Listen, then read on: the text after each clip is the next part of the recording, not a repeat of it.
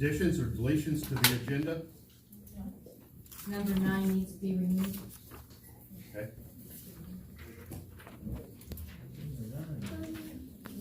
We have a motion to approve the agenda with removal. Second. All in favor? Aye. Approval of the minutes from February 4th, 2020, special meeting.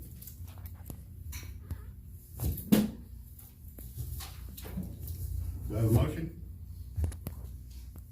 No motion. Do I have a second? Second. All in favor? Aye. Aye.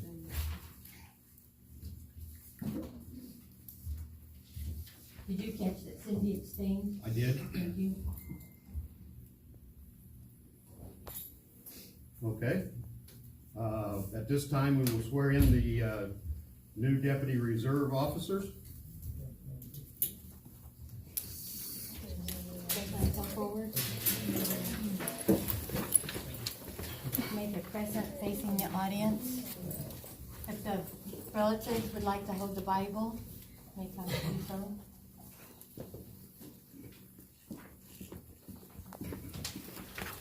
Bring it forward. Whichever you place your left hand on the Bible, raise your right. State after me, state your name. Will support the Constitution of the United States Will support the Constitution of the United States and the state of Indiana, and the state of Indiana, and I will faithfully, and I will faithfully, honestly, and impartially honestly, and impartially discharge the duties as a police officer discharge the duties as a police officer for the town of Cloverdale, for the town of Cloverdale, Putnam County, state of Indiana, Putnam County, state of Indiana, to the best of my ability, to the best of my ability, so help me God. so help me God. Okay, if the relatives would like to sit down, and then, Mr. Winger would like a word with you. Well, first I want to introduce Mark. Most of you know him, but we formalized the fact he is now the department chaplain. And with that, I'd like to see if you'd like to say a quick prayer over our new officers. Absolutely. Thank you.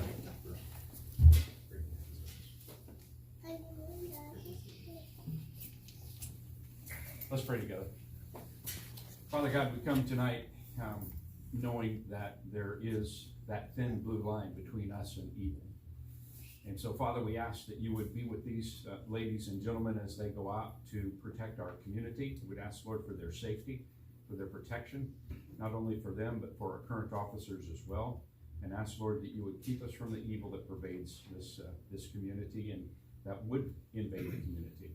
So, Lord, we just ask for your blessing, for your presence, and, Lord, for, again, your safety as we go into this time. In Jesus' name, amen. Amen.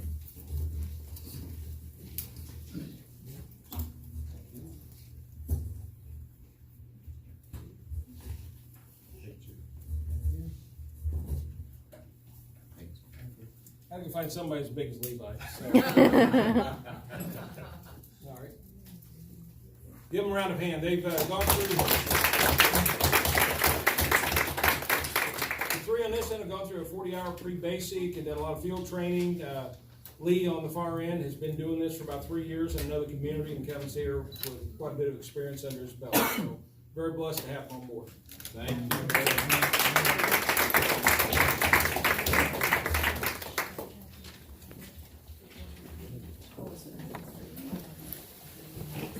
Kim Fiddler.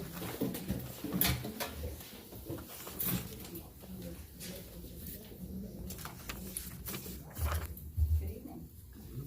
Go ahead. All right, I believe I was asked to come and give an update on the buildings on Main Street.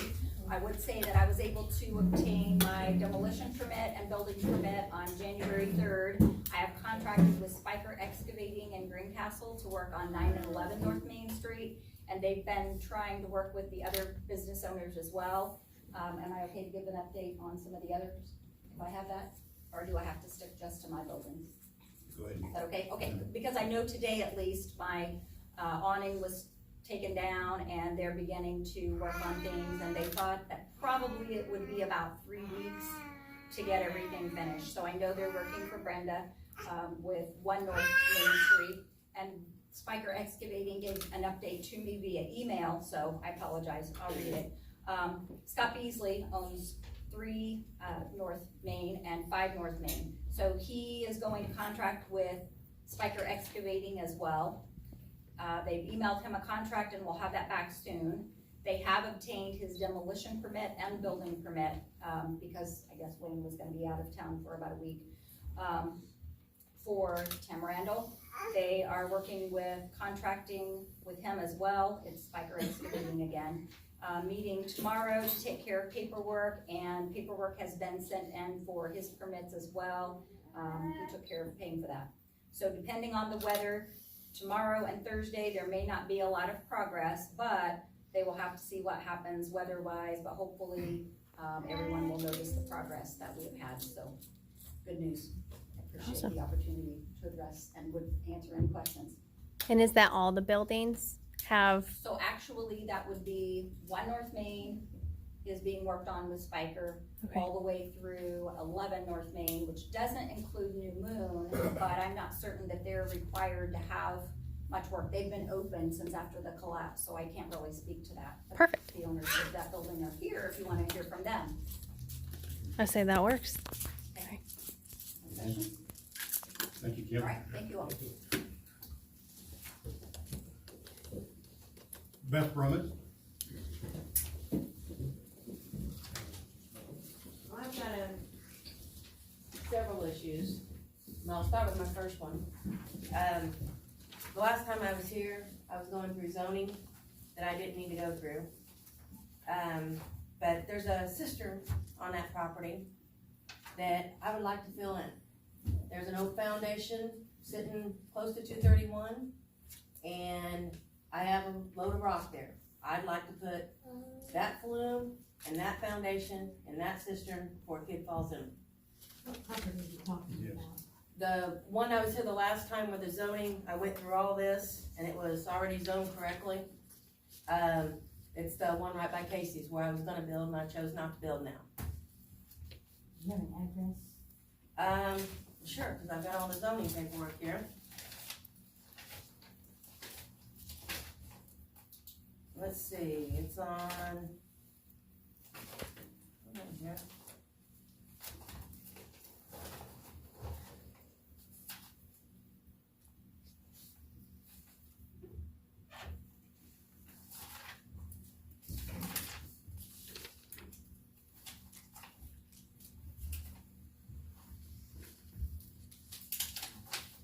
.603 South Main.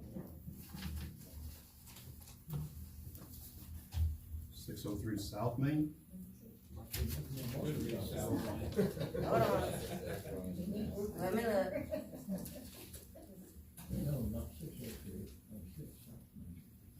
603 South Main. Hold on, that's where you guys are at. Hold on, the building is being used. No, 409 North Main is where I'm at right now. Right. I'm Should be talking about- 300. I'm talking about the lot right by Casey's. The one just south that I just bought off Dale Hold'em. It still should be North Main, it still should be North. It's just south of Casey's. Cases 355. Oh, hold on. Maybe I need to grab my glasses.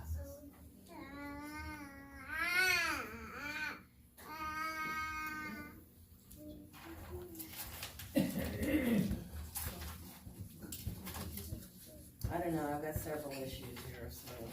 Here, let me grab my glasses. Here's the zoning of it, where it was B2 all the way along. Even though I called in and gave the wrong information. And tried to explain that I talked to Robbie at the courthouse and was told the right zoning, but I had to spend $300 and some to come here to get told it was B2.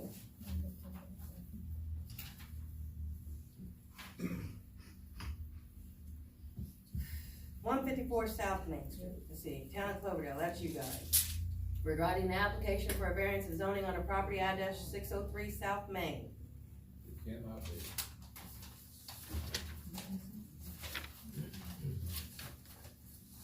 Cannot be 603 South Main? Isn't that the property down there that you bought off of Orange Miser? Okay, you're right, sorry, I grabbed the wrong zoning one on that one, let me look here.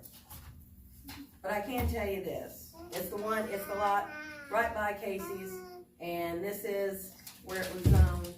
And it was 9/13/11 is when the survey got corrected and got recorded. So it was B2 before I even came out here or spent the $300 and some. So, anyway, I'm wanting What did you spend the $300 on? to get something zoned. I called in to the building inspector, which I guess my point here is, one, I wanna make sure that I can fill in a cistern. Because there's old water main. Well, hold on a second. The town didn't assess you a $300. I had to change Is that correct? I had to change zoning, even though I called in and tried to explain, But that wasn't the town that charged that? no, it cost me that to come in and That's all I get, need to know. yeah, Thank to you. come in and get zoning that I didn't need. Because it was already general business. And I had talked to Wayne before I even came here and set my meeting. I wasted my time, my money to come in here, and it was already zoned B2. It was, and I had talked to Robbie, cause I got a good relationship with Robbie up at Greencastle, at the courthouse, and I knew it was general business. I told him it was general business, but I had to go through all of it. So I did all the mailing, everything, and it cost me about $300. I paid for the banner, the whole works, to come in here to get told it's general business. So, waste of time. There's one. My other one is, my whole point in this is that all I have seemed to get is wrong information. When I can go on the land contract that I have at 409 North Main. I'm sorry, 3 West Stardust. Sorry, I'm getting all my properties mixed up. At 3 West Stardust, I was the contract owner. I sold it on contract. I came in.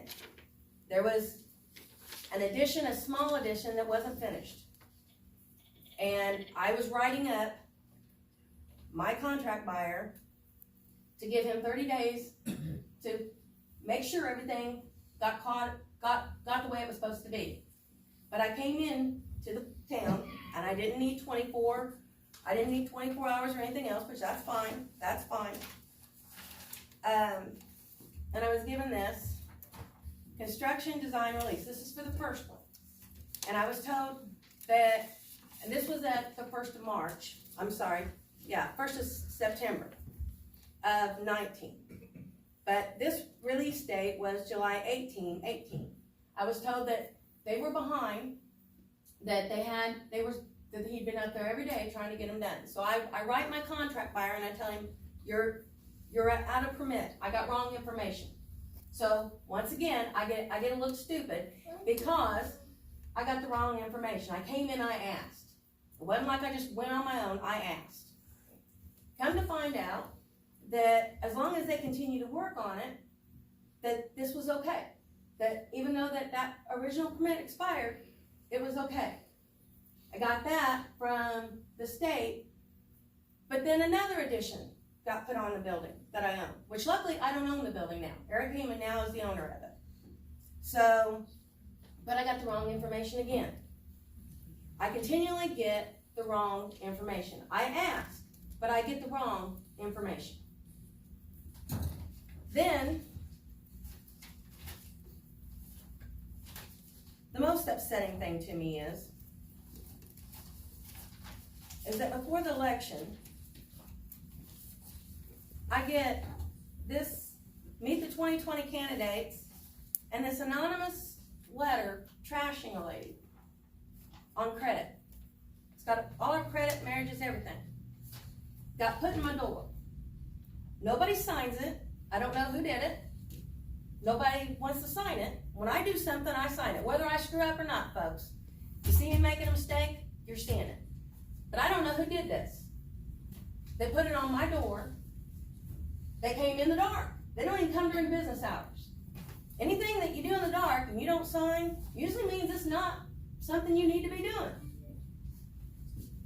The signs. Ma'am, I got one stuck in my mailbox in the door too. The town hall got one stuck in their door too. Well, my point of it is that they literally trashed a lady over her credit. And the thing of it was, they don't have my name right as my business. Besides that they don't have the name right, they trashed the lady. And if anybody knows me, people come into my building. I've been here for 22 years. And if you look at my history of where Down Home has been, I've been in every dump and cleaned it up. Everywhere my business has been a dump, and I've cleaned it up. People come to my door, I clean them up if they need help. If they need help with their credit or anything else. But my whole point in this is that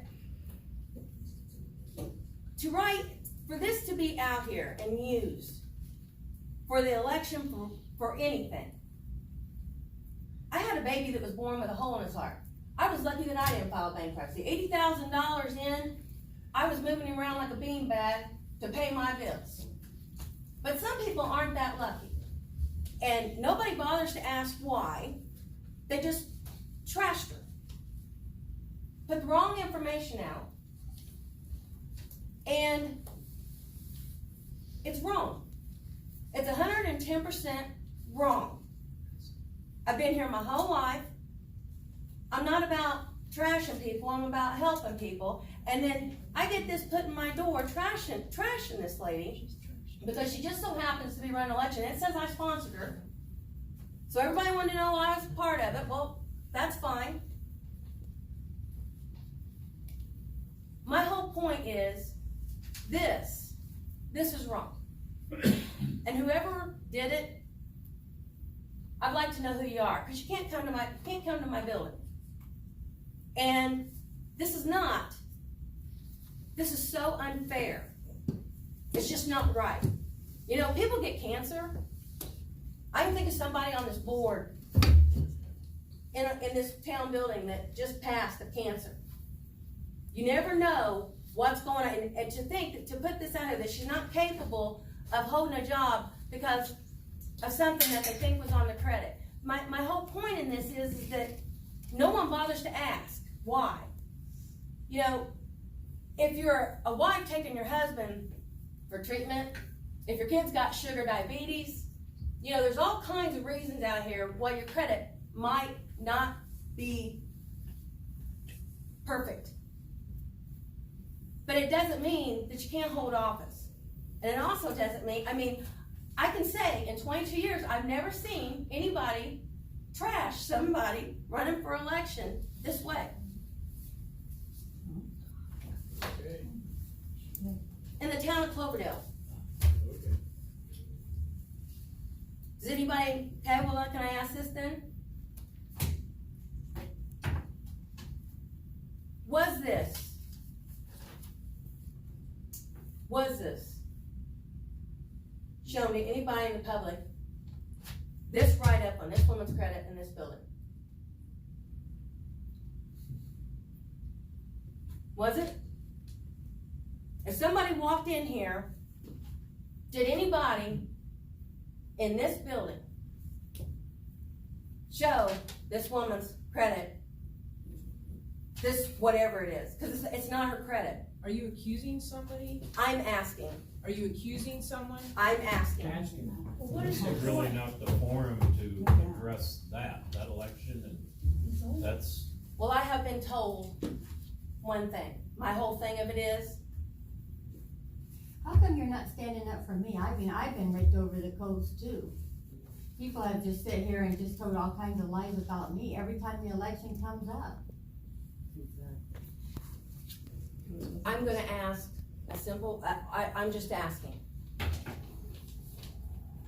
Would you show this to someone in this building?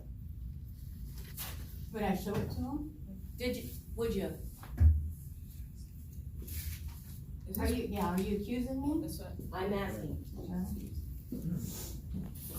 You never got your answer to whether or not. Wayne, is there any reason why she can't fill in that sister? No, it's gotta be, I filled in the sand. Sand or the flume? Yep, either one. She cannot use the concrete? I'll check that to be sure. As far as I knew last time on cisterns, it had to be sand, but I'll check that. Okay. What about the water, the big water main where the old water tower was? I'm gonna have the utilities marked on that. I was first told by Wayne that it went with the property, it hasn't went with the property, it's went back and forth, so now I've got it figured out that it doesn't go with the property.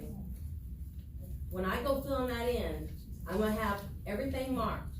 I was told that things could go kaboom if something went wrong on that property. I don't wanna hit any of those lines, I want them marked right, so whenever I go filling that in, or I do any work on that property, that those big lines are marked. Cistern? Just go in, 811, yeah. Oh, it's not, she says sister, but it's sister. Okay. Accumulate? Claims and transfers,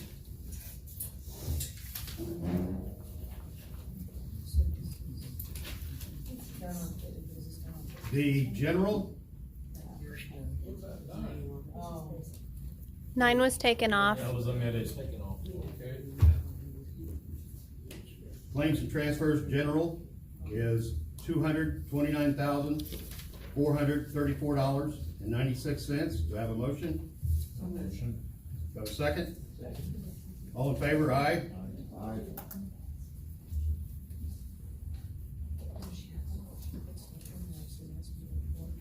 Water, 114, $220.01. Do I have a motion? Do I have a second? Second. All in favor, aye? Aye.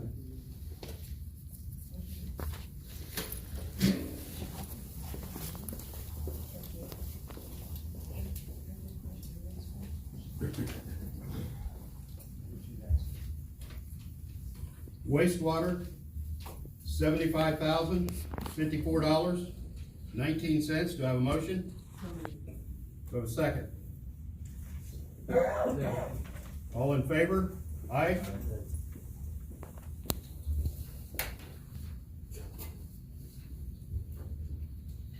Payroll, number 2 for the year, $23,769.75. Do I have a motion? So moved. Do I have a second? Second. All in favor? Aye? Aye.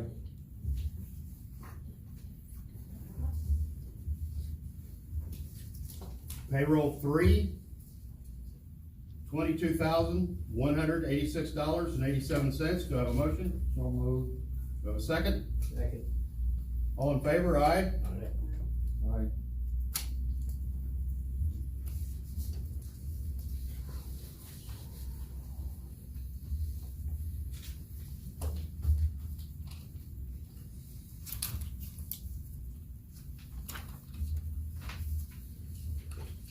Communication, Town Marshal. Evening, ladies and gentlemen, council. First report for the year, and I want to apologize, one of my officers had to leave, and I want to make sure y'all get to go to work. The reserves that we have up here donate an inordinate amount of time to the town of Cloverdale for nothing, other than come here and they do their job. This month already, the reserves have put in 327 hours donated to the town of Cloverdale. So that's pretty, what they've been able to participate in. We've already, for the year, we're up to 188 calls for service already, as of the end of January. We've had 114 police services, written 16 citations and 147 warnings. I've already made 3 drunk driving arrests. We've got 3 warrants served, 11 misdemeanors, 6 felony arrests, and just an inordinate amount of hours out on the street patrolling the streets here. Also want to take the time, I know some of you saw on Facebook today, but we've got some new tools came our way today. We've got a brand new 6 PBTs, portable breath tests, which were actually purchased by the prosecutor to a tune of, I think, $3,100, is that correct? So really want to thank Tim Bookwalter and for his effort, what he did for the town. He understands we're close on our budget, and for officers to be able to do their job out on the street, this is so they can detect drunk driving arrests and alcohol consumption. So we've got enough of these now, so all of our full-time officers have those. We've got a kit for the reserves when they come on duty. to include James over to school's got that, and believe it or not, he's been making quite a few, arrests over at the school in that regard, so, and you'll see, we made, 12 arrests this month. Take a look on the back page, and some of those are, some of our repeat offenders that we get that, they keep coming back. Guess that we treat them so well the first time they have to see us again. But, no, I really wanna thank, especially the group here, I can't say enough with the reserves, because they leave their families after a full-time job, come down here, they put in all the effort, for the training, and really right now, we are very fortunate to have them able to fill in and help, sort of get some coverage here. And once again, I wanna thank and welcome Mark on board as a chaplain. I don't know if you realize how much that means, but we've had Mark's actually gone on with me on death calls and made death notifications already. And we had a subject who's from our communities having some pretty much trauma on his own, and Mark was able to come in and we were able to sit down with him and work through those things with him. I'd like to point out, I'm Mark's wife, I'd like to point out that he was we used to live in Brownsburg, that's where we raised our children, and he was their chaplain for 18 years. So you just got ahead of me, because not only that, but if I understand right, you were also the chaplain for the Indianapolis Motor Speedway. That's correct. So he's got a history of doing this, and thank you for giving back to the community as well. Any questions? Thank you. Fire chief? Clerk treasurer? So we got the train depot, we budgeted that this last year, I think for $40-some thousand. Do we wanna proceed on that? Do we want to, Wayne, did you get, quotes on that last year to do that? And our lowest one was how much? 38,000, I can get it in. Did the council approve that? I don't recall them approving that. We approved it in the budget, but I'm not sure that we approved the construction. Okay. So do you wanna move forward on that, or do you wanna wait a while, or what's your plans for that? If you have the money budgeted, I think we should go ahead and We proceed. approved it last year, so I'd say move forward. Okay. Do you wanna do bids again, or do you want to, do the bid, I think it was, I'll have to look at the minutes.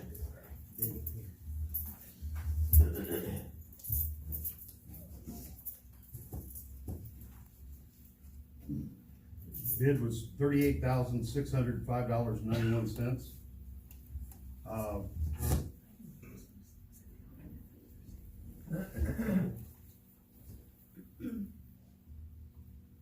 Did we have more than one bid on this? Yeah, Bill was the only one with the historical background. Okay. Who was it? What was his name? Bill, what's his last name? Mitten, Mitkin? Yeah, I don't see it here, but. Yeah. Don?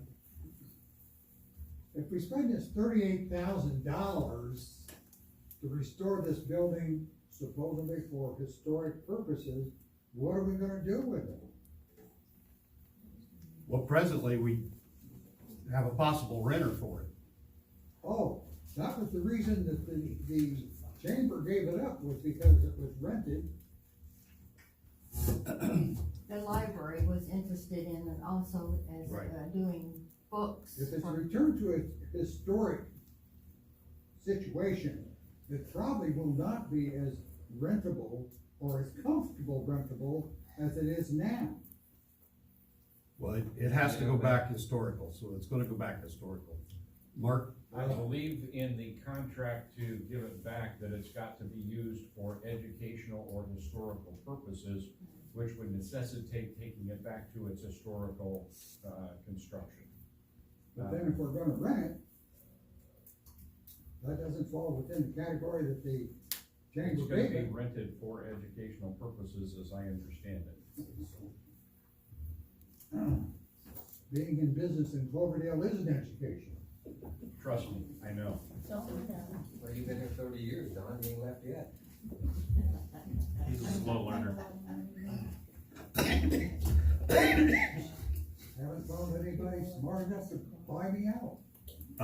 Would someone like to make a motion to send this out for bids again and, make sure that this bid is a good bid. Do I have a motion to that effect? So moved. Do I have a second? I'll second. All in favor? Aye.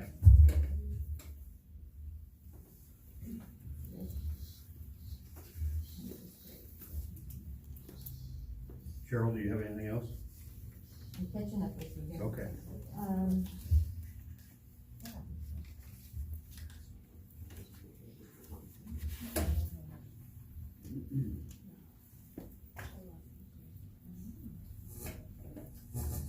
No, I don't think so. Okay.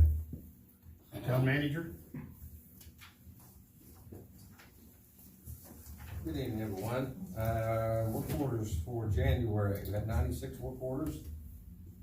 We had one change of ownership, we had 20 shut-offs, 14 turn-ons, 11 leak checks, one meter that we downloaded, we had 4 finals, 10 new customers, 6 rereads, 3 meters that we replaced, and 4 miscellaneous, and 22 locates. So, pretty good month for the guys. I do want to let the council know that the utility guys want to thank you very much for the lift. It is up and operational, and they wanted me to make sure that they thanked you guys very, very much, so they don't have to do that on their back. So, and we are ready. I've got oil ordered in for the police cars. Ain't here yet, but they are ordered. It is ordered in. As soon as it is, I'll get with Steve. But we got the filters in, but we haven't got that new oil in yet. And we can start changing it down there. So whenever we get a schedule, whenever you guys are ready. Do we still have a certified mechanic? Yes. Okay. Yep. So we're ready to go. So they wanted to say thank you very much. So the water, the SCADA system for the water plant will be in probably about the end of the month. So they got that scheduled at the end. The blower motors, everything for the blower motors ordered in. We're just waiting to get stuff back in for it. Everything else is doing pretty good. We are going to not go in the first round of the roads and sidewalks this time. Just picked too many out, they got too expensive, so we'll go back in July on the second round and rebid again. So besides that, that's everything else in town's running really good. Okay. Barb, you have a question? I do. Wayne, you had said the other day that you put, I forget which is, cool evening and cool evening court. Storm drain? Storm drain? Yeah. Well, I was doing my walk today and I noticed it's starting to puddle again. Does that mean it didn't work or it's not working? Or Well, they'll be back. They're not quite done. They'll be back. Oh, okay. So are they just waiting for better weather or? Yeah. And about every time they get ready, it rains and then it snows and then, so. Okay. But yeah, they're not done yet right in that, on that section right there. Okay, thanks. Well, it's not so much puddling, it's the fact that it still needs to be ditched all the way down Stardust, or, Cloverdale and Yeah, Court. we're gonna swale it. Yes. What does that mean? You, instead of a ditch, it'd have a swale in it. Oh, okay. So the water will take that Pass swale over. and then they'll guide it down to the structure. And is that gonna run all the way down, Cool Evening Court? Yeah, it's supposed to. It depends on, utility wise what's in there. Oh. And we'll call in their 811s to make sure. It should be okay, but yes. Is that what you mean, that they're waiting to come back? Yes. They're gonna do that Yeah. with the swelling? Yeah. Okay. What about people's driveways? Would that affect their driveways? Well, it could, I don't know. But we gotta get that part working first to see what else we got going, so. Cause that's where the water accumulated, actually, what I saw today was right on the Cool Evening side. I mean, Don probably saw it more than I did, but the Cool Evening Court is where the water was, it wasn't on, was it the It's cool? still running, Is it? it's still running. Yeah, with the rain we had, doesn't surprise me. When I walked by today, the biggest accumulation I saw was Yeah. actually on the court side. So they gotta do both sides, they gotta swell both sides to run down to the structure. I got you. Okay, thanks. There's a lot of water at, Sunday Way and, Lazy River, they're still running across the road. Yep. Still not minor yard. Yep, that's one that we're getting bids on now, to put a structure in down there to run under that road right there. Wayne? Yeah, Dan. What year was that train depot built? Mark, do you know on that offhand? I don't. Without the paperwork in front of me, I don't know. I mean, that picture says circa 1932. Before that. Dan, there's a picture. The picture here was circa 1932. I don't know how accurate it is to when it was built, but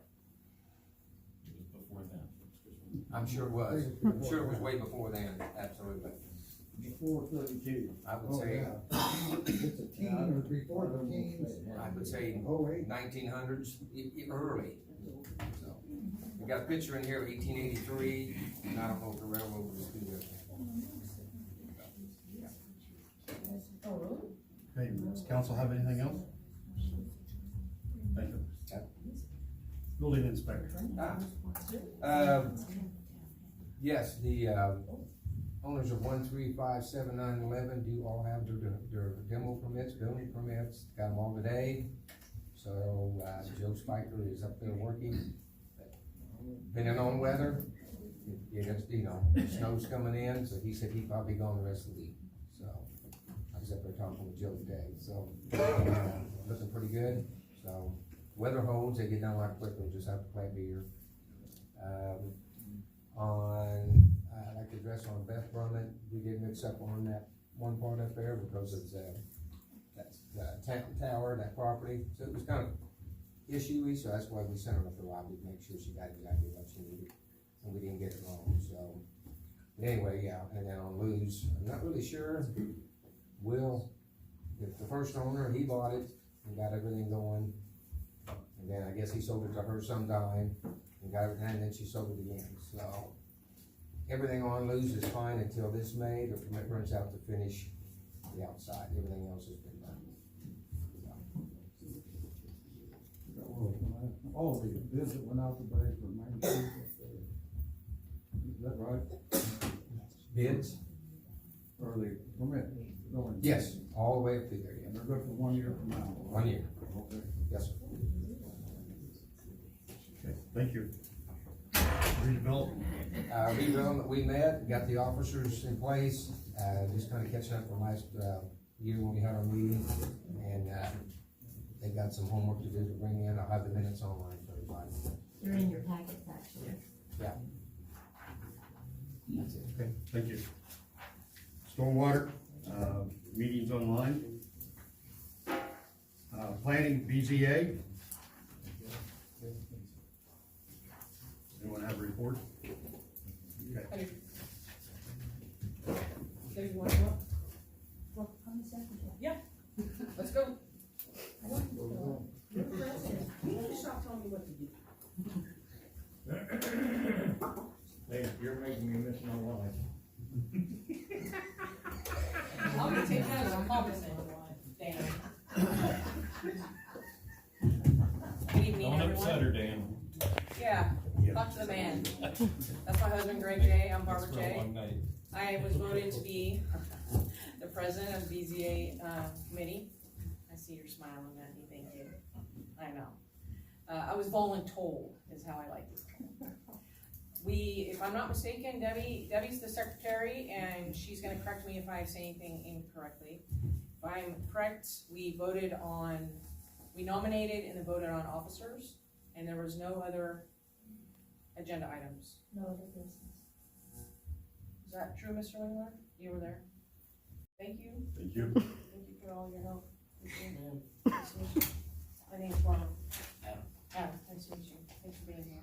That's it. I'm good. Thank you. Park board.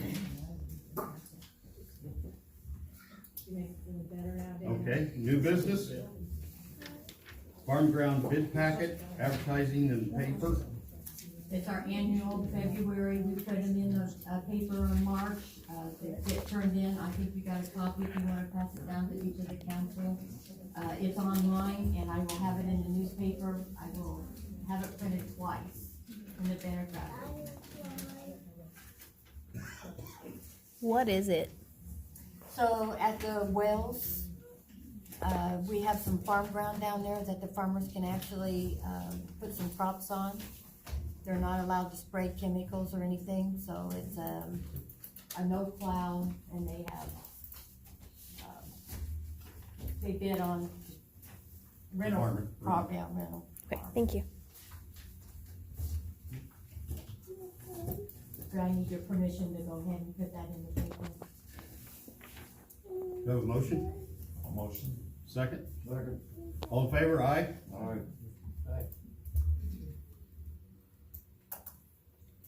Resolution 2020-2, police car lease, this past February 4th. Need to be signed tonight. Any discussion on those?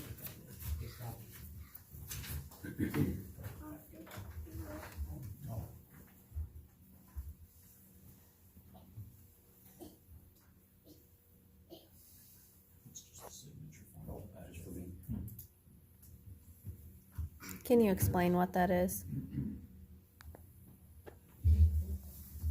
What is it? It's the signature for the resolution 2022. I know, but what is the police car? It was a lease for a police car, So just, privately owned. okay, The car belongs to Kent Goldman, okay, and we lease it from him. okay. Thank you. Ordinance 2020-1, utility rates.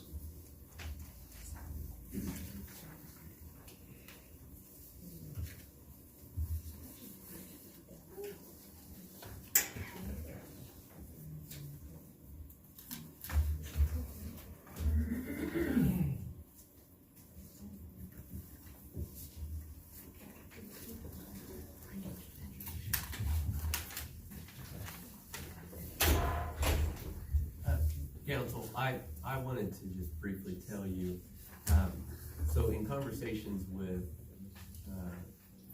the town,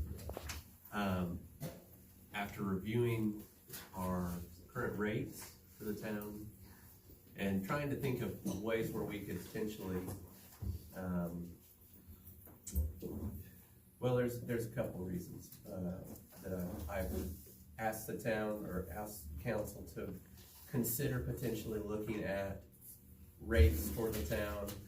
I think our last water study was completed in 2014, and at that time, the recommendation from, I've got it here, was that rates go up annually 1.5%. We have not raised or had any kind of rate change in the town since then, and it's been expressed that in the next near future there is a significant need for revenue for improvements, maintaining what we have, buying new, basically doing what we can to ensure compliance with IDEM. So this is a draft ordinance, it's not complete. In this draft, this would act as kind of a foundation for the town to work off of. I also approached the council in regards to, we have a real problem in this community with blighted properties. As many of you know, we've been involved in litigation for the last year and a half concerning properties that aren't being maintained. And oftentimes municipalities will require all utility users to have a base rate for access to the utility. We have individuals in this town like Mr. Smizer, who lives right back here, who we've been engaged with, who his house is set vacant for 20 odd years. He's never contributed in any way to the rates, the utilities in this town, but he still has a property here. I've asked that we consider having a base rate for all properties in the corporate limits within the town of Cloverdale. If you have access to sewer, you're going to have a baseline rate. The goal of that is to ensure that people are bought in. We don't want people like a Mr. Oren Smizer allowing his properties to sit there for 20 odd years and not being bought in. we have citizens, 2,200 citizens in this community who pay monthly rates that are pretty high, right? These individuals aren't doing anything to help with that. And I think that that would be a way where we could potentially consider raising some revenue to assist in buying, and replacing the infrastructure that we need moving forward over the next few years. So this is just a kind of an introduction. I would welcome any comments that you have. I've spoken briefly to Cheryl and Wayne about this. But again, this is just a foundational ordinance. None of the numbers in it are accurate. Those would all be calculated by our next meeting if the council was wanting to consider doing something with the rates. I think it's a necessity. Of course, I'm not on the council. I'm just trying to give you guidance as to what we can do, what we might be able to do to hopefully hold some of these property owners who aren't maintaining their properties accountable in some way. So I just would welcome your consideration on that. I wanted to give you an introduction as to why you even have this ordinance in your hand. So I don't really have anything else to give you an introduction on. Actually, I got an email today from Highland. They actually passed a resolution 2020-10 for that, their House Bill 1165. Legislation is making it harder and harder for the municipalities to go after landlords and the lessees to get the properties, and it's falling on the municipalities to find creative ways to go after these properties. So I'm gonna give you this resolution, maybe be something that you would like to draft to go into the legislative. It's a way that they're presenting it to the Senate to try to rob that legislation, to make it not pass. Last year, the legislature passed a law that basically restricts municipalities, restricts municipalities in that in like a landlord-tenant type situation, if we have a tenant who is delinquent on their bill, not paying, in the past, the town was able to assess a lien on the property. But now, with the change in the law, we can't do that. So we have to be a little bit more creative in how we recover some of those costs. I've got some ideas to sit down with all of you and maybe try to brainstorm how we can do that to ensure that the town isn't having to eat those costs. It's not the town that eats the cost, it's all these people that actually are paying the bills that's eating the cost. So I've got some ideas. You know, the laws change, legislature is always actively moving, and sometimes it's difficult to kind of determine what course they're going to proceed down. But I think if we start considering some of these things now, hopefully we can avoid some issues in the future. So You're talking about raising rates to these property owners and haven't participated. So it would be twofold. The recommendation in the 2014 rate study made a recommendation that rates across the board would go up 1.5% per year. Yeah, it has not since 2012, I think, actually. In addition to that, the other aspect of that is that we have those properties in the community who, or the property owners in the community who have vacant properties, who aren't maintaining them. And we have all these other people in the community who are basically paying for services and getting good service, but it's not being equally allocated amongst everyone here. And most, like, for instance, Mr. Spicer, I talk about this one because we're engaged in this right now. He doesn't even live in Cloverdale. He has several properties here in town, but he's not living here. So for the average citizen here who is paying their water and paying their sewer every month and doing it diligently, it's not really a fair thing to allow them to do that. So that's why I would ask the council at least consider this. This is just a preliminary introduction. I think it would act as a deterrent for people who, especially like this individual, live out of town, don't care about their properties, don't care about their neighbors, and aren't doing anything to ensure that the sewer system that they have access to is being maintained, everyone else is having to foot that bill. So if we could allocate that equally amongst everybody, I think that would be beneficial. And then in regards to the other aspect, of course, is the rate. And those are all decisions that the council gets to make. I don't get to decide that. So I'm just introducing this to you, but if the council was to consider raising rates across the board, I would recommend that we follow through with what's recommended in the rate study in 2014, which would have been a 1.5% per year. And like I said, we haven't done that in years. We've got. Not want to make that retroactive, though, would it? I'm sorry. Not want to make that retroactive. No, it would, so if the council was open to doing that, it would begin this year, and it would be a stepped up, kind of a stepped up process. It would take effect gradually over the next few years. So as it wouldn't be an immediate hit, so. That's the resolution. What's the size of town is that Highland in town? This, I'm not sure. I'm not sure where Highland's at, actually. And it's just a resolution that goes to the legislative body, the Senate, but I don't know, I'll have to find out. I don't know. So the whole point of this, though, is we've had kind of some of these conversations over the last 6 to 8 months about things that we can do to kind of be proactive with our water, with our sewer, with ensuring that there's,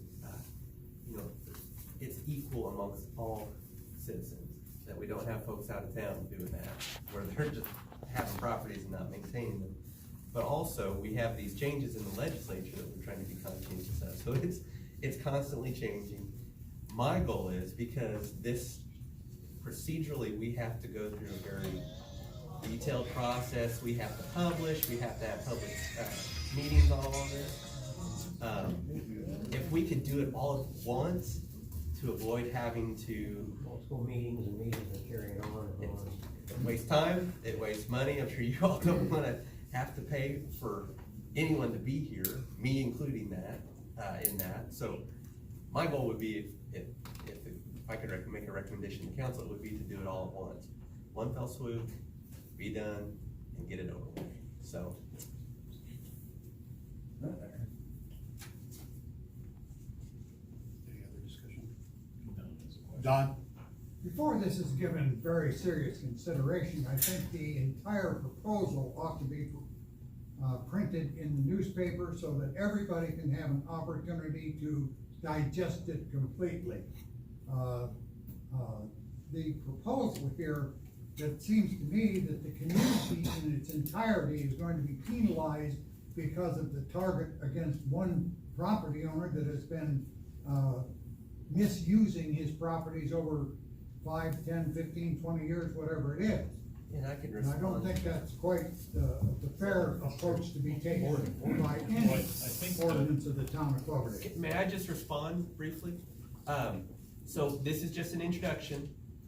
Any ordinance would be published. We would publish that in the newspaper so that everyone would have access to it. We'd also have a public hearing so everyone who would want to voice maybe support or opposition would be able to come in and do that. It should be published before it's proposed here or discussed in its entirety. Well, But there's nothing to propose at this point.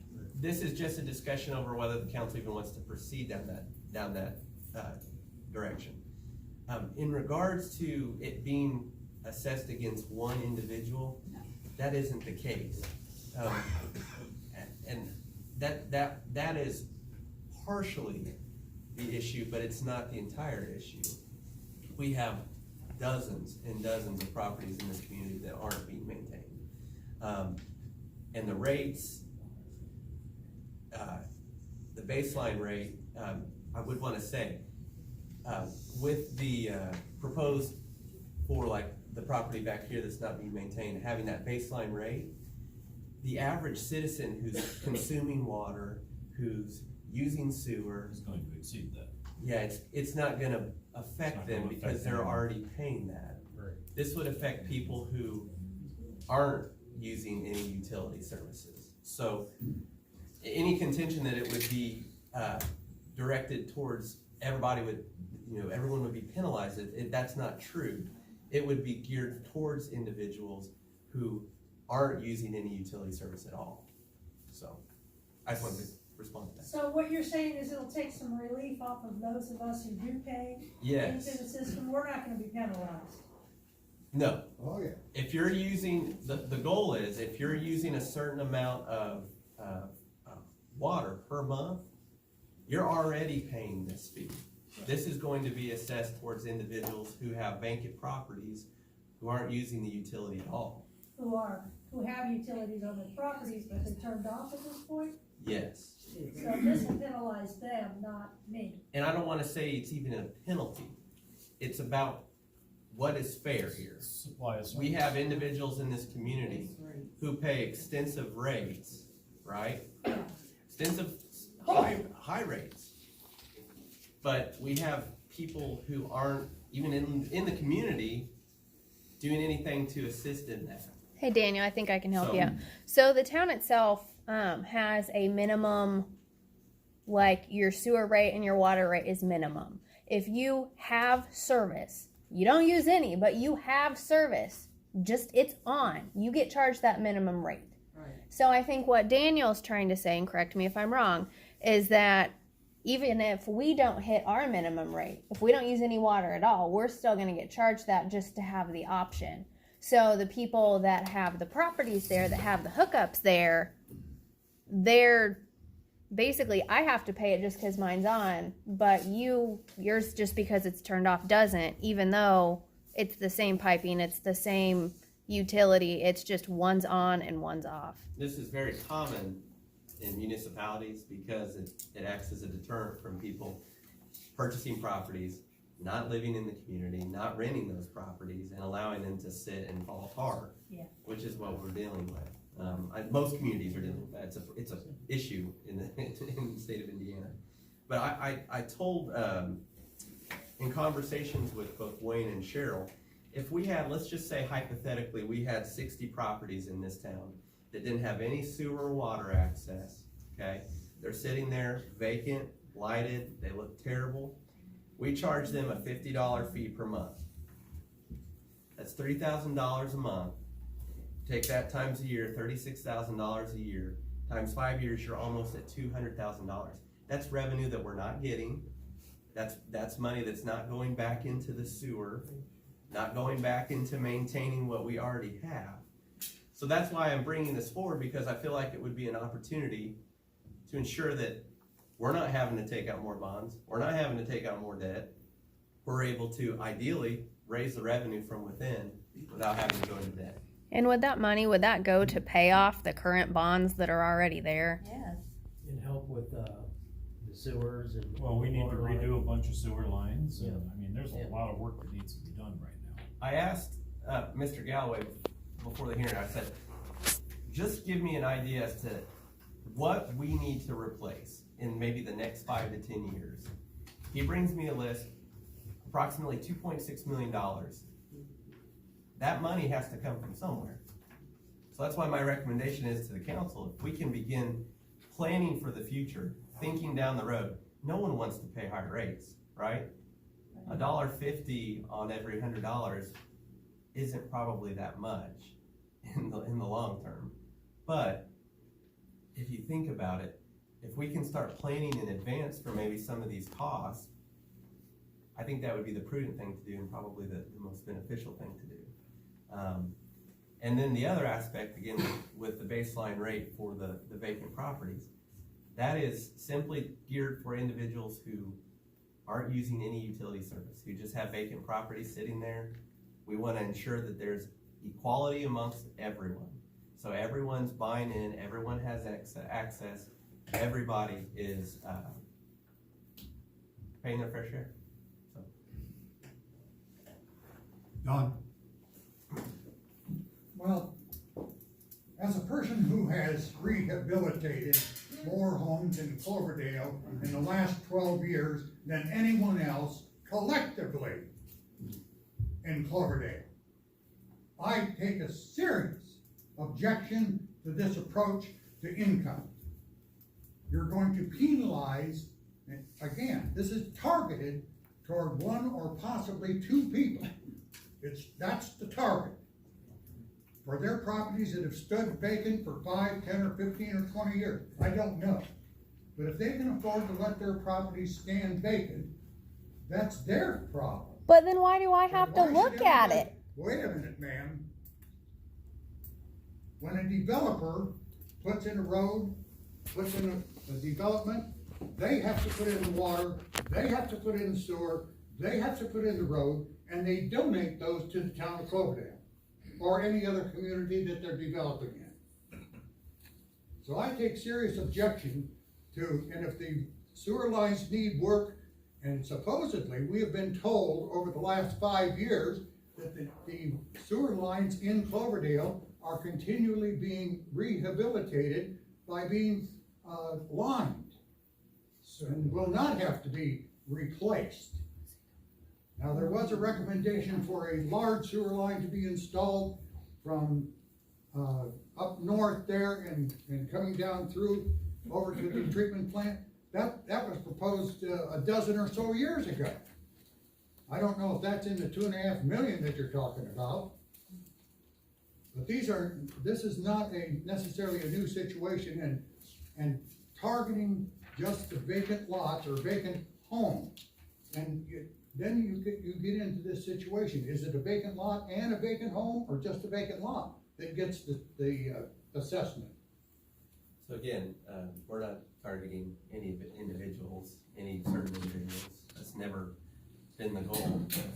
The goal is to try to be as proactive as possible about ensuring that people are maintaining their properties, ensuring that we have the revenue to make the appropriate changes and meet all the ongoing needs of the community, and to ensure fairness. I think it boils. I lived in this community for several years, loved it, but the water and sewer rates were high, and it bothered me that my neighbor, who had a property that was falling apart, wasn't doing anything to contribute to that.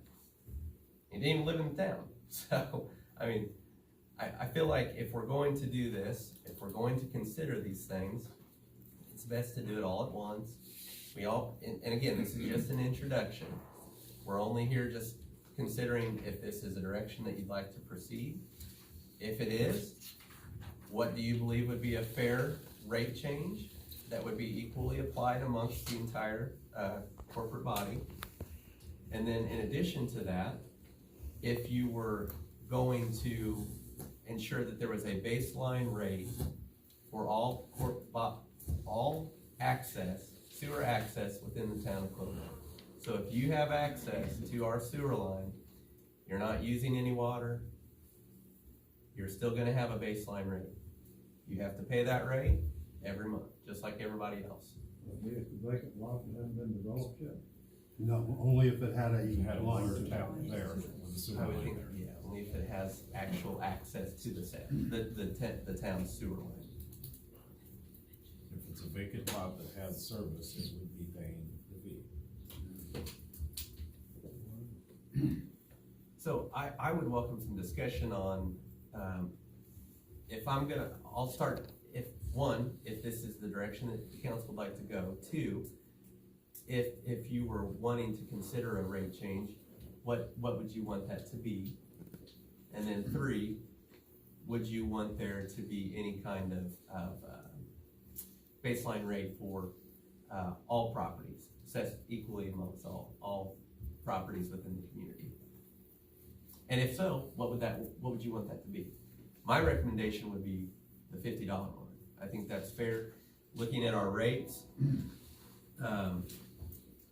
the average user is already paying that. So with 2,000 gallons of water usage, you're already paying $48 in sewer. So 2,000 gallons isn't really a whole lot of water usage. A family can use that quite easily. So that's where I came up with the $50 mark, because I think that's about probably where I feel like it would be fair based on our current rates for sewer. But again, that's all you get to decide. And you're showing 75 here for commercial.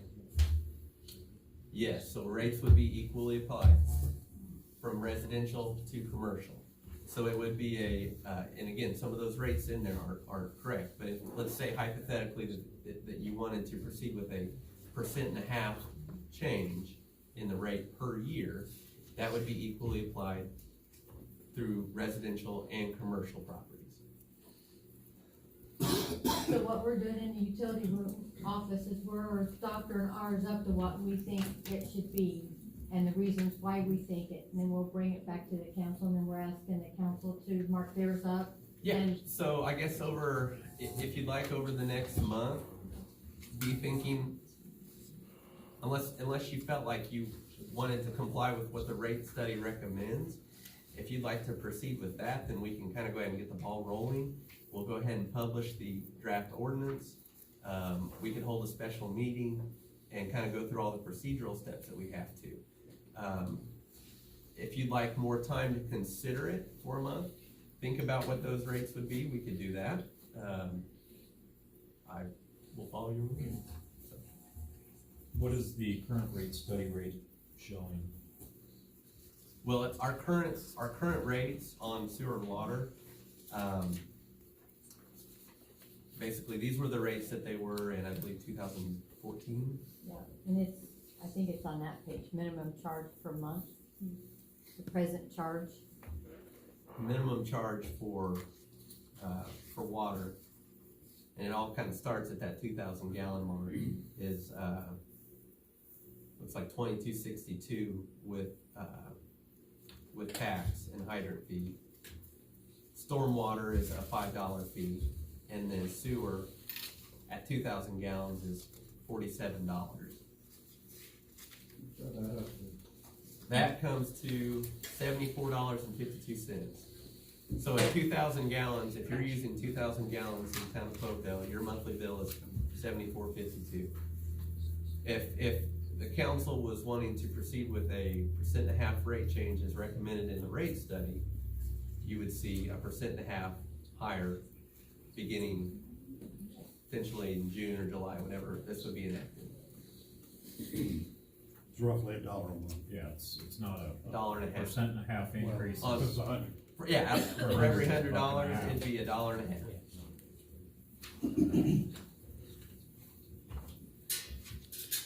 So it would be very marginal, but ideally, I think it would bring in some additional revenue that I think the town can use to not only plan for future costs and expenses, but also pay down the bonds that we have a little bit quicker. So that's the goal.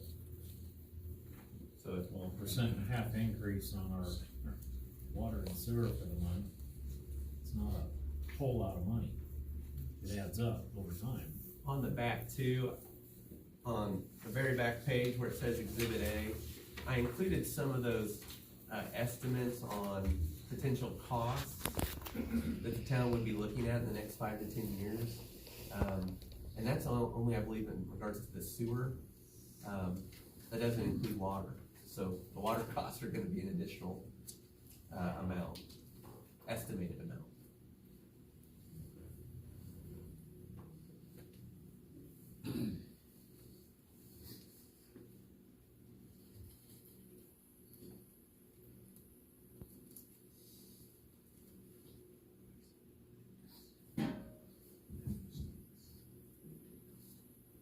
What's the estimated total of all that? It's well over $1 million, isn't it?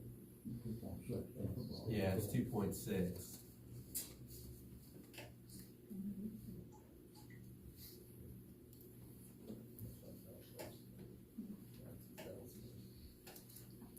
All I can say is nobody wants to pay higher rates, I get it.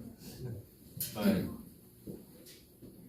if we can plan now for the future, it Well, may be. I think we're trying to make up for some lost time too, since we have not had a rate increase in how many years? 6 years.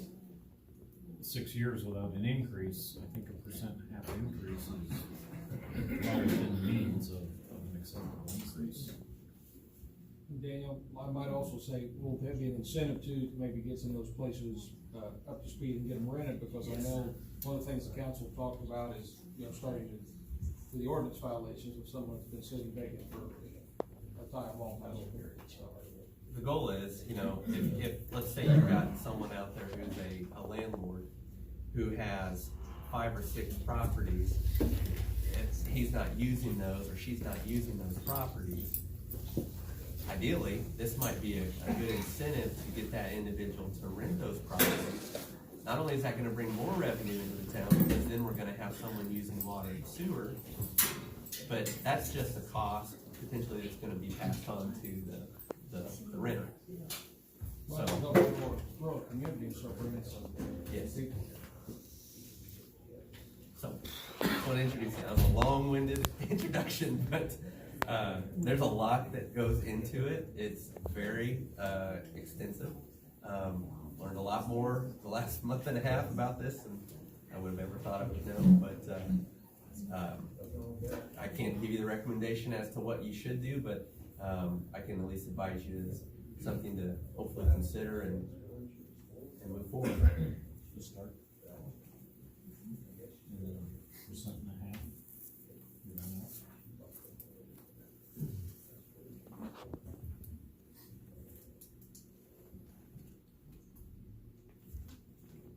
Have something, Rick? No, I'm open to the discussion, get going, yeah. For just numbers, 3% increase again this year. And then 1.5%. They're out there too. So you're making up. To make up some of the loss. 6 years. So 6 or 8. if you did it that way, yes, it would be, you'd have over a 3-year span, you'd have 6%, you'd 3% your first year, your next year would be 1.5%, 1.5% next year. And that's where we're supposed to be now. Yes. For the rates. So it's gonna take us a few years to get where we need to be. Yes. But we're not gonna retroactive, I mean. So you it can't would, go you can't go yeah, retro. it would take effect whenever the ordinance was passed. Well, that's just a, Just the number we're suggestion. using, because we need to make up about 10-11%.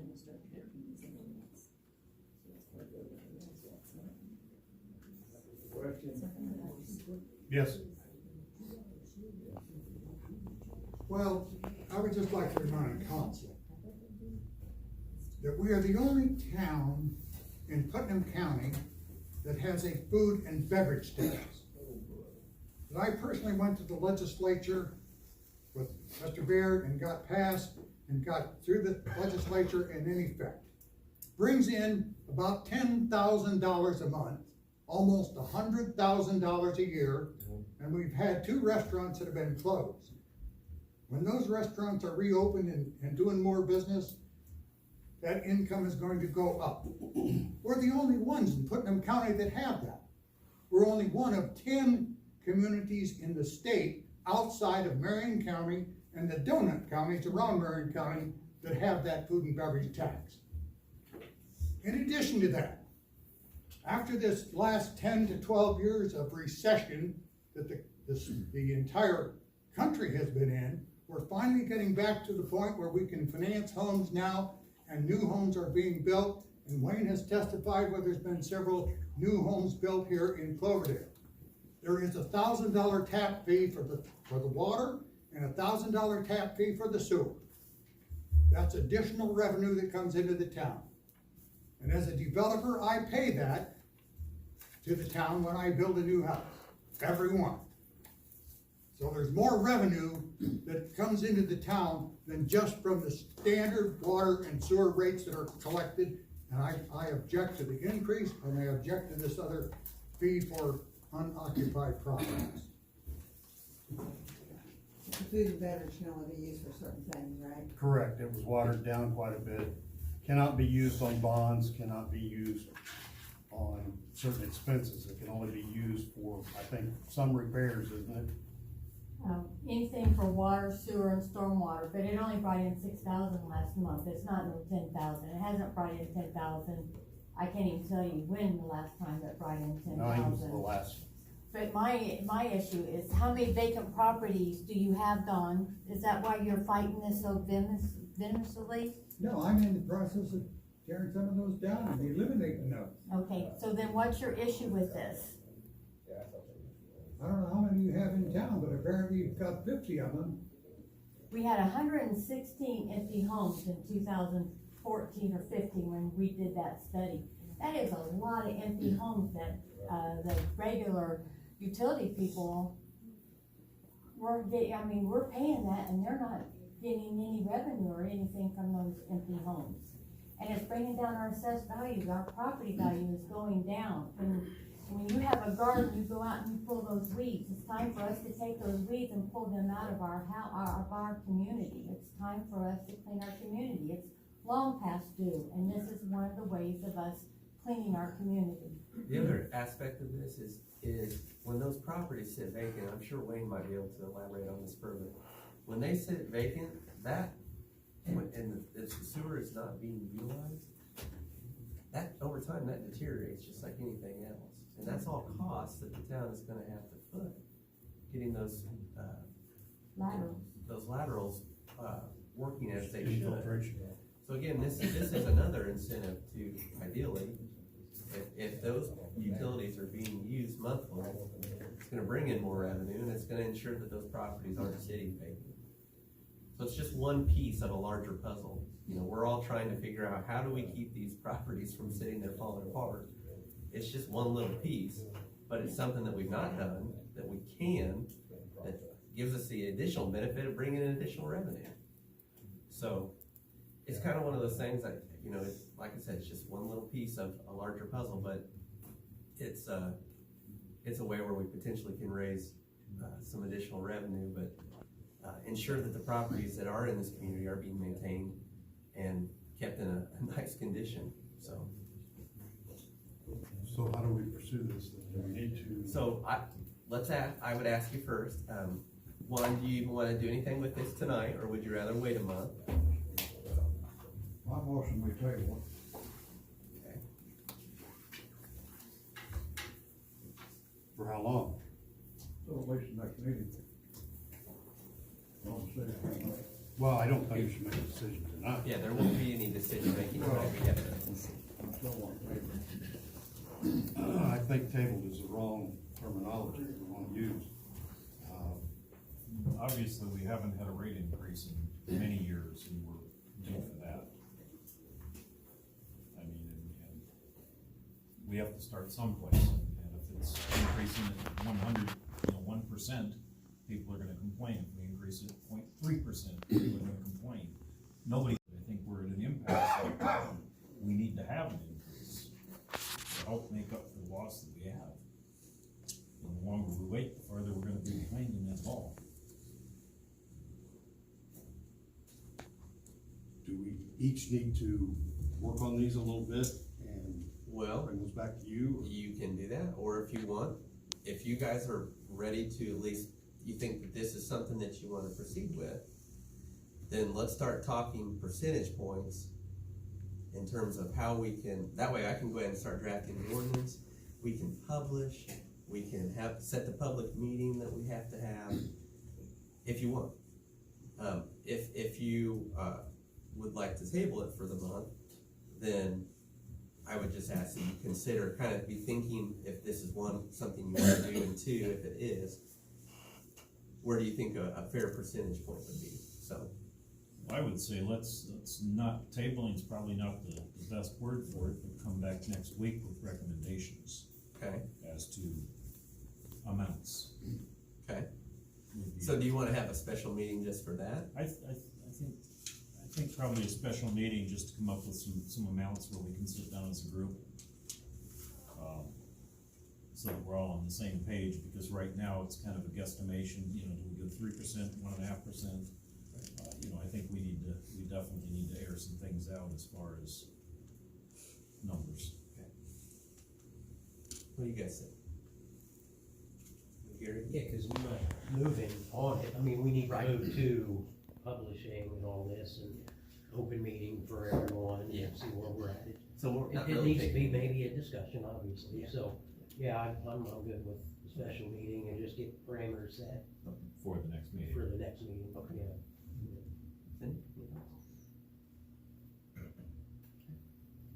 Well, I'll meet with, Cheryl and Wayne, we'll schedule a meeting, and we'll try to get something, where we can get, everyone's, schedule and, try to get something set up. So that was just an introduction, long introduction, but. Okay. Questions? Yes. I got a question on that. I moved here about 2 years ago. My name's Randy Reimer. Originally when I got here, I thought the water and sewer was kinda high, okay? And I moved from Avon, and you just admitted yourself, Daniel, that you had an issue with the price as well.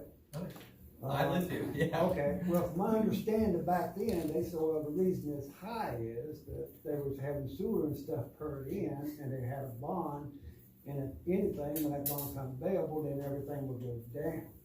But y'all talking about increasing, I mean, it's not a big increase, but I was expecting stuff to go down instead of up. Right now, we Did I have, misunderstand something? We have a bond that we're paying that was established years ago. And that bond has to be settled before the rates can come down. It might be beneficial too to have Cheryl give you a little bit of history on it. Okay, well, she did, she came to our meeting one time and gave us a little information on it. And that's what I was concerned with. Now, did they not do the increase? Was that part of the original setup plan then? Where you did that, 1.5% increase and then you just stopped in 2012? Or was this something totally different? No, it was the same thing, so in 2012, they did that, what was that, flat rate of $70 for everybody. And then in 2014, they came back and they lowered it for water usage. It wasn't just a flat rate for everybody use the same amount of water, it was per your water usage, that which brought down people that had 2 people in the home, was lower than people that had this huge family. So if you had this huge family on a flat rate, you were doing good because it was just a flat rate. But the people that had only 2, you were paying the same as what a family of 6 or 7 was getting.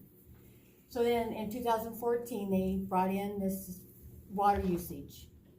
And that was bringing down the rates for the water usage. But then, let's see, how did I explain that? I kind of lost in my thought. So that's where we were at now. That's where you're at now at this point. The thing of it is we were holding pretty good. We're not going backwards any. But then Wayne keeps coming back and saying, look, we got these blower motors that are going out. We got Schrader's having overflow issues. Our vac truck is getting owed. All this stuff is coming up to $2 million. And I'm hoping, in my mind, I want these bonds paid off by 2026, 2027. And then you guys can go out and start, rebuilding all this debt back up. I want the debt paid off. And I don't think I can make it I can't stretch it that far out. And I was hoping that, we could keep going like we were going, and I'll show you something here. Oh, that kind of. So well, I did in a roundabout way. 24, we get My thing is, 24,000. I just don't wanna see another plan that's I gonna don't call either. for it again, you know what I'm saying? I got Living back here again, doing it $24,000 all over again. going out, and then this is what Wayne come up with. And I'm thinking, where are you coming up with all this money? So the line for the main street is estimated $650,000 to $750,000. Lift station 3 needs to be replaced. That's $12,000 to $15,000. Replace blower motors at the reservoir. There's 73,000 times 3, 19,000. You just can't keep putting all that stuff on. Well, I understand. And there's nowhere we get money anywhere else? And it's $2,600,000. well, if you borrow money, you pay interest on money. And that's what's killing us right now. Now, did we refinance that through the local bank here? No, that wasn't feasible. We can't refinance it yet. We're still a little too much debt. You're still holding too much debt yet to refinance it. But we're close. I mean, I think by next year we might be able to refinance Well, it not again. this happens, though. It looks like we're going further into debt, so. don't allow that to happen. I think what my mindset is if we can start getting people that are holding all this abandoned property, that they're not doing anything, and I think that's the next thing, is unsafe building. If we can start targeting them and getting them to pay money on this, that's where I think is where the real money is going to be coming from. It's not so much raising the rates as making everybody pay for it. Yeah, holding everybody accountable. Fair share. Yes. I think we've been kind of neglecting and just kind of a blind eye to the people that are sitting here having houses that are looking like really bad. And they're taking in water and bringing in the wastewater plant. How much water did Pump 4 or Lift Station 4 bring on those rain days? On a normal day, I mean, you know, it runs for about 2 hours. The 2-inch rain we had, it ran for 22 straight hours. 22 straight hours that Lift Station 4 ran. That is just unheard of. Yeah. And IDM is not happy when they're running that like that. That burns up the pumps, and those pumps are $75,000. Terrible. 28,000.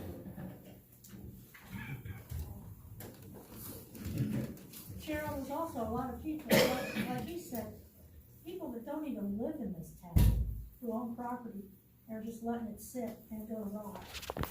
Well, I think this is a great idea to help those of us that do live here and pay into it. Well, the last thing I wanna do is raise rates, cause I know people, and I don't wanna mention names, but there's people that I know have a hard time making payments on their medicines and their water and stuff. That's the last thing I wanna do.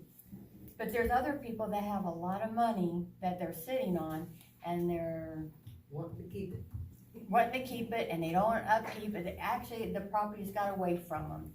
You know, they're not able to maintain it anymore, and they're just sitting there, and it's just going downhill, and we have to look at it.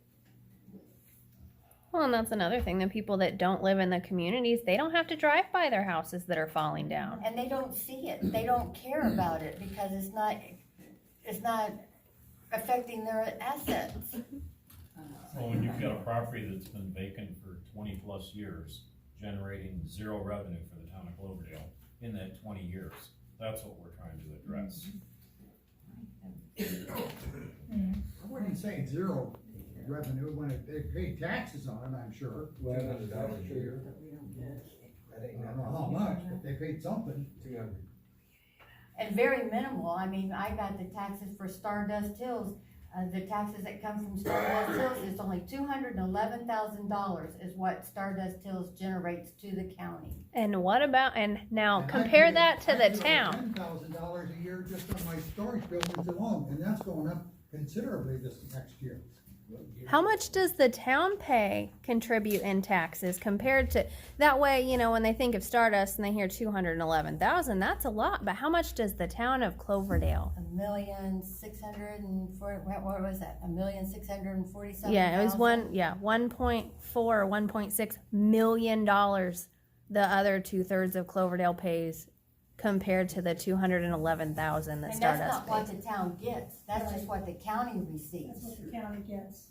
You're not talking about, you know, that's hurting the schools, that's hurting the libraries, that's hurting the hospitals, it's hurting everybody. I mean, we've got to figure out what's going on and bring the assessed values up.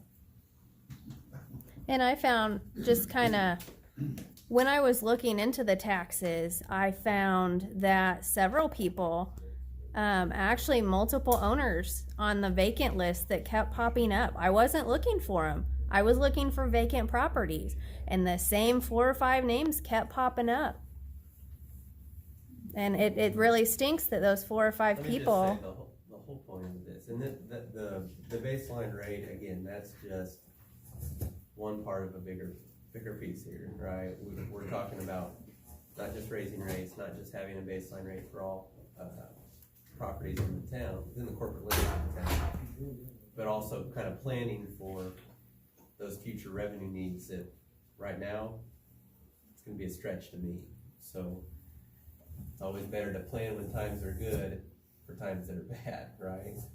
So, that's why I even began this conversation with the town. So, I would just, let you know, we'll be in contact, we'll find a time where we can all sit down and consider some options. Okay. Old business? Dan, sorry. Okay. There was a statement made a while ago that kind of bothered me, concerned me, I'll say that. About these people that live out of town.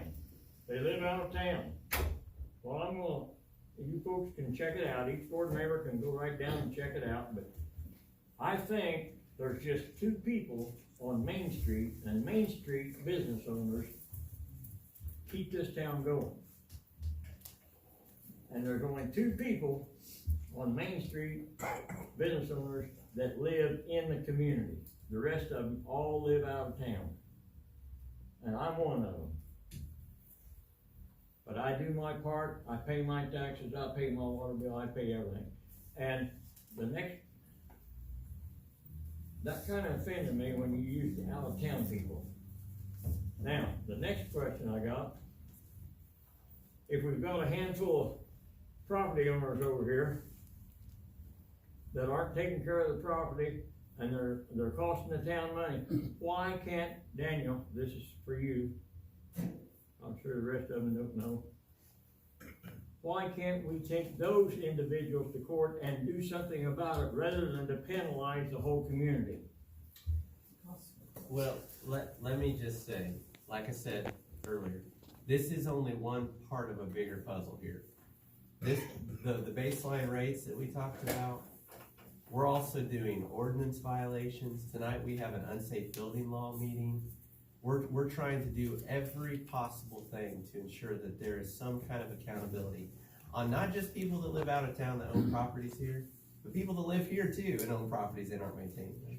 It's equally gonna be an issue, and it's an issue we've been dealing with for years now. So there was nothing directed at you if you live out of town, Dan. That was not the point. The point was that was a hypothetical. We're currently involved in litigation with this individual that lives or has his property right behind town hall. He doesn't live in the community. He owns 6 properties here in town, doesn't maintain a single one of them. He was just an example. So let me just say, anything that the council does, I can assure you, will be equally assessed to all the individuals living or having access to the sewer utilities within the town of Cloverdale, whether you live in town or out of town. But my question is, why are you punishing everybody that had a sewer line hook up rather than going after the individuals that are creating the problem? The people who do not have water going into a residence, but they have a sewer line hooked up to it, we cannot charge them for water and sewer. I understand that. But we're gonna make them pay a penalty for not having that house rented or It's not really a occupied. penalty it's not a penalty, it's an access fee. Basically, They have it's an access to a service that is on that property. I think he thinks that you're punishing everybody in the town. No, you're gonna pay the same water and sewer. Our water bill's not gonna go up 1.5%. Your water bill could go up. We haven't voted on that. But That's what I'm that's a saying. rate increase, Dan. If my that's water bill been- goes that's up been- 1.5%, everybody goes up That's 1.5%. Now why punish the whole community? It's when you've not, got it's to keep up 40 with the people? times, Dan. Huh? There has not been a rate increase in 6 years. Well, just a few years ago, we got a food and beverage tax, and they took that money and used it somewhere else. Because that's the only way we can use it. Not water. You can use it, no, that's what it was passed for. No, it was not. That bill was watered down from its original writing by the legislature of Indiana. No, Not us. And that money can only be used for certain things. to buy rollers, To buy what? Blowers? blowers, No, the banner got that wrong. I never said blowers. Blowers. You didn't buy no rollers and they didn't even think about buying a roller. But this was for upkeep of the sewer plant.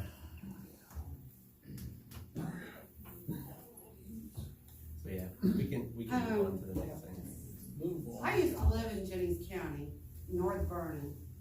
And Country Squire Lakes was 4,000, almost 4,000 lot owners.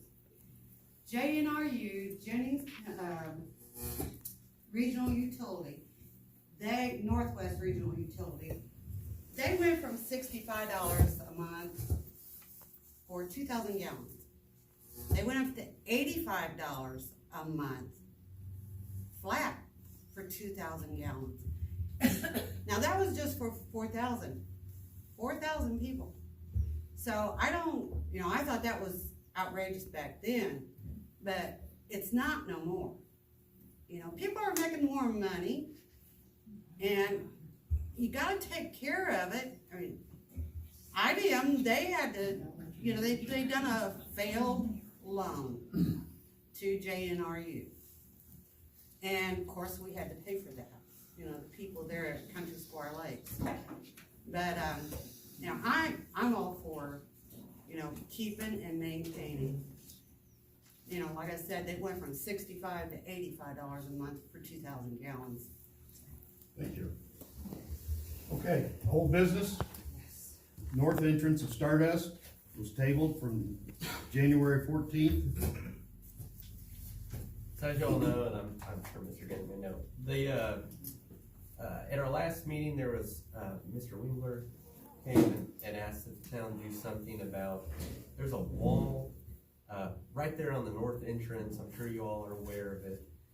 I've sent a letter to Mr. Getter, requesting that wall either be torn down or be altered so that it was not obstructing the line of sight on Stardust Road. This has been kind of an ongoing issue for the last, I'd say 6 to 8 months. We've received lots of complaints. The marshal has talked about how significant of a safety concern it is. When I look at the law, we have an obligation to ensure our roads are safe. And now that we know that this is not safe, I've asked Mr. Getter to make an alteration to the wall, to either tear it down completely or to change it so that it's not obstructing the line of sight. We don't want an accident there. We don't want anyone to get hurt. And so, I've asked him to do that. I don't know if he's going to, but we have ordinances on the books that allow us to take the appropriate steps, if necessary, if Mr. Getter chooses not to do that ourselves. So I've given him those ordinances. I don't know what his intentions are on that. I don't even know if he's received the letter yet. It has been mailed. But I would ask, and while you're here, Mr. Getter, if you know that is a potential safety hazard for the people in this community, I would ask that you just, either you take it down, change it so that it's not obstructing the line of sight. But I'm just concerned that someone's gonna get hurt. I think we're all concerned. Has anybody been hurt there First yet? of all, Mr. Huffman, I would say. That's not the point. That you have acted apparently either on your own or at the direction of someone else besides the town board. Okay, so. Is that correct? No, I have actually not. I work So for this you're community. acting at the direction of the town board? Yes. Okay, but apparently not the entire town board. So if I had to wait for approval from the council when there was a legal issue, a pressing legal matter, that would be a significant legal risk to this town. That wouldn't make much sense. Whatever. You will get a response. Okay. From my attorney probably within the next day or two. Thank you. I would hope too, now I that take it's issue being, with, now that it it's wasn't being, necessarily a request. It was also stated in there that if I didn't do it within 30 days, you were gonna take it down, or the town was gonna take it down, or someone was gonna take it down. that is correct, yes. In our ordinance, And we that's- allow that.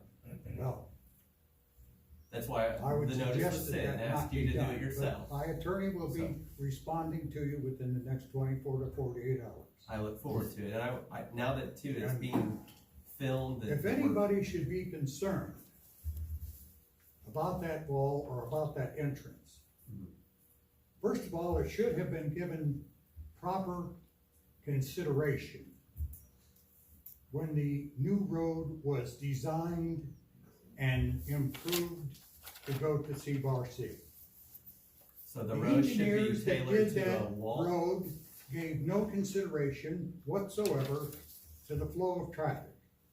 The town was successful in getting the railroad to remove the railroad track. And along with that, they removed 2 stop signs, which decreased to some extent the speed of the traffic. Speed's not the issue. But now that the town Speed is has not the paved issue, that sir. road, and widened that It's road, the speed of that is used on a daily basis to and from that facility and the other residents is far in excess in many cases, of the posted limit. So If anyone is put at danger at that crossing, it is the residents of Stardust Hill that have to exit Stardust Hill. That is correct. And You're right about that. certainly, those folks have abided by the law and stopped at the stop sign and have gone out as far as they can to see the traffic coming from the west. And why do So they as have I to pull out to suggested to see? you last month, at last month's meeting, the Mr. real Gant, you just solution to acknowledged this that it's a problem safety risk. is to have a stop sign installed for the eastbound traffic from C-Bar-C and other usage people that live west of Stardust Hills. Again, I would just suggest if you're gonna speak with legal counsel that you do that. Pardon But me? you just acknowledged that it's a safety risk. It is. So if it's a safety risk, even for people in Stardust, then why wouldn't you want to take the appropriate steps to rectify that? To ensure The that line no of one was sight, hurt? the line of sight is secondary to stopping. Sir, you have to stop before the wall. And you gotta put your nose of your car out on the Yeah. both end of the road. I'm Debbie Wingler, and I'd like to say that a week and a half, well, yesterday, I think there was an accident, truck hit the wall. I drove by it. We don't speed up and down that street now. Don, you have pulled that in front of Mark and I both. You don't stop at the stop sign either. This is an issue. They know they can't see until they get out beyond that wall. And by some of these cars, my mom will tell you, she's sitting right there, she's 83 years old yesterday, she almost had the life scared out of her because a man in a white truck, his front end was so long that we didn't think he was gonna get stuck. She was in the passenger side, he was that far away from hitting her. My daughter had the same thing happen about a week ago. When I was with her, there's cars coming east that are stopped to turn into Stardust. I'm going straight. I know not to speed. I know to watch because I've been almost hit so many times, every member of my family. I had nowhere to go when that white truck came out. All I could do was slam on my brakes, and I'm telling you, inches. And I don't really blame him. It's that he has to come so far out into the intersection to see what's coming from the west that his front end is in the intersection. So I just don't know why the wall, if you look at other neighborhoods, there seems to be a code that the walls have to be back behind the line of sight for safety. So I'm done, but this is a very major issue with my family because we use that road numerous times a day. And if I have to, I'll go around Stardust and I'll go through my neck of the woods and I'll get people to sign a petition. A lot of people are tired of this. I just want to say, counsel, I'm trying to work with Mr. Getter, and hopefully that maybe he will be able to do something with that. I can't control what he does. I'm hopeful that he will speak to his attorney and that his attorney will advise him that if he knows it's a safety risk and that he owns that property, that he should do something to protect those folks. If he chooses not to, then the town has the appropriate ordinances in place that we can take the action ourselves. I've spoken with the marshal. We've tried to brainstorm ideas as to how we can keep this area safe, but because of where that wall is, it really is an obstruction. So I'm hopeful that Mr. Gatter will take the appropriate steps to do that. I can't control what he does, but hopefully he does. Yes, sir. I'm not saying I'm for or against the wall, but how long's that wall been up there? Not long. How many years has the wall been up there? A long time. How long? Over 35 Almost years. 50 I've been years. here that long. Almost Now, 50 years. has town 1972. council been here that long, or why is it just now an issue? Why wasn't it an issue back then? Road development, growth, C. modernization. The Stardust Road there, a couple years ago, it was improved and widened, to allow for greater, traffic flow. Also, before it was within code, so the town made it out of code or what? Well, no. Is that what you're saying, or? No. I mean, I'm just curious. No, it's okay. Town improved the road. Yeah. Yeah, but they said they made it wider, so that made the wall Yes. closer to the No. road, so they made. The road was enhanced to Yes. meet current Traffic. Yeah, the wall has always been an issue. It's But- just now that the so road's why- wider, it's, Why was y'all not proactive back then? That's what I want. well, it's not, well, first of all, it's not our property, so we can't just kind of, But it's not your property now either. but- it's not. But we had an individual come in last month, and actually, I think probably 2 or 3 months before that, and tell the council that there was, a significant safety concern because there was going to be an accident there. That kind of started the ball rolling. I've spoken with the marshal about kind of what can be done. He's investigated it. He knows that it's an obstruction. So that's why we've kind of approached Mr. Getter to make the changes necessary. Because it's our road, we have an obligation to ensure it's safe. And we know now, because we've been given information from folks in the community that this is becoming an increasing issue. We have an obligation to protect those people, so we need to take the appropriate steps. I'm hopeful Mr. Getter will do that. If he doesn't, then we'll take the appropriate steps to do that. Anything else from the board? Call this meeting adjourned. Amen.